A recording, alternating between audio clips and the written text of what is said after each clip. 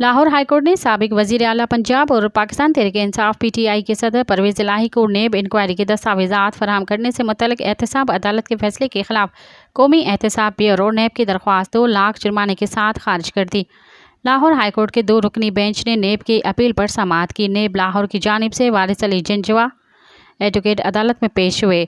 PTI रहनुमा परवेज़ इलाही की जानिब से एडवोकेट आमिर सईद अदालत में पेश हुए। नेब ने अदालत को बताया कि रूल्स के मुताबिक इंक्वायरी के दस्तावेज़ात और गवाहों के बयानात की नकुल फराहमी नहीं कर सकते। बाद अज़ां लाहौर हाईकोर्ट ने नेब की दरख्वास्त 2 लाख जुर्माने के साथ खारिज कर दी। मज़ीद ख़बरनि ऐं तफ़सीलात लाइ विज़िट कयो असांजी वेबसाइट www.awamiNewsHD.com ऐं ॾिसंदा रहो अवामी न्यूज़ HD।